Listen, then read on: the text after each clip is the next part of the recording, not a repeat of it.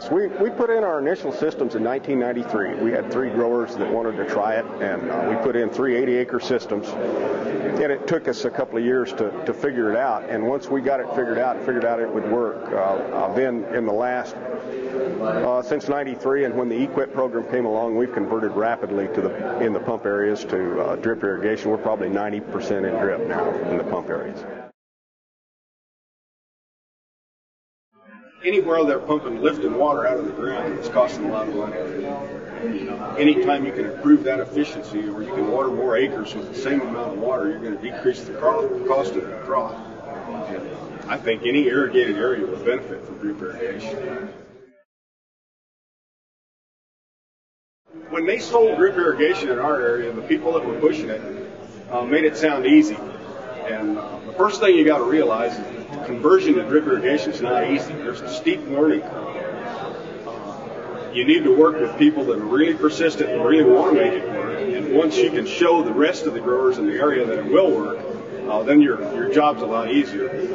The hardest thing to do is to forget everything you knew about farming and start relearning, because drip is a completely different system. You have to forget a lot of stuff before you can start learning a lot of stuff. Basically, when we took out our flood irrigation and our pivots, everything we grow under drip irrigation now in those pump areas. So we grow alfalfa, we grow cereal grains, we grow corn for silage, we grow grain sorghum, we grow pecan trees, we grow all kinds of vegetables. So we can grow anything with drip irrigation.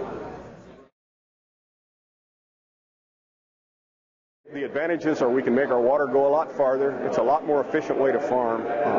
It's decreased the number of tractor passes that we have to put on the ground. It's decreased the amount of fertilizer we need to use. We don't really use less water, but we use it wisely, and we can spread it out farther. We can farm more acres on the same amount of water that we were using before. And it's just a lot better, a lot more precise way to farm. Part of the reason is probably our crop diversity. We are used to growing vegetable crops and crops with high potential for return.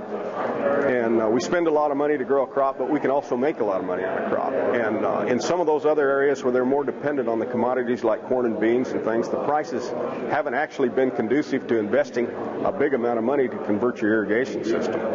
I think now you'll start seeing a lot more of that type of conversion in those areas due to the fact that the input costs are getting so high, and also the commodity prices are coming up a little bit.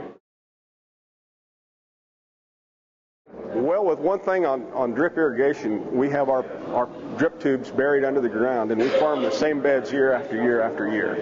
So basically we've eliminated a lot of heavy tillage trips with big equipment because we don't need it anymore. We've eliminated ripping and deep ripping and subsoiling and plowing and things like that, and now we go in with a one-pass finished ripper and just pull it right back up, pull the beds right back up and farm them again the next year. So it's really eliminated a lot of the tractor work.